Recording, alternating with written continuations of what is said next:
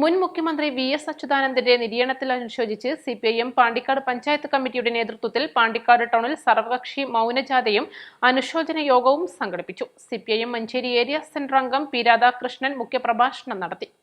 ആ സമരത്തിന്റെ തീച്ചൂളയിലേക്ക് എടുത്തെറിയപ്പെടുകയും 17 വയസ്സ് തികയുന്നതിന് മുൻപ് തന്നെ അറസ്റ്റ് ചെയ്യപ്പെടുകയും ക്രൂരമായ മർദ്ദനത്തിന് വിധേയനാവുകയും ആ മർദ്ദനമേറ്റതിന് ശേഷം മരിച്ചു എന്ന്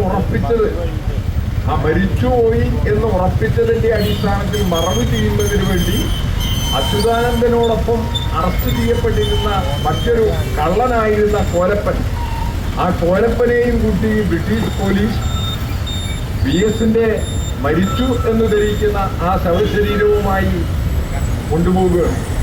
അങ്ങനെ കോലപ്പനെ ഇത് ദഹിപ്പിക്കാൻ ഏൽപ്പിച്ചതിന് ശേഷം പോലീസുകാർ മടങ്ങി വരുമ്പോഴാണ് ആ ശരീരത്തിൽ ജീവന്റെ അവശിഷ്ടമുണ്ട് എന്ന് മനസ്സിലാക്കിക്കൊണ്ട് കോലപ്പൻ ഞാൻ എന്ത് കള്ളനായിരുന്നാലും ശരി, ഇദ്ദേഹം മരിക്കപ്പെടേണ്ടവനല്ല എന്ന് തിരിച്ചറിവിന്റെ അടിസ്ഥാനത്തിൽ VSനെ ആശുപത്രിയിലേക്ക് കൊണ്ടുപോയിരുന്നതും VSന്റെ ജീവൻ രക്ഷിച്ചെടുക്കുകയും ചെയ്യുന്നു.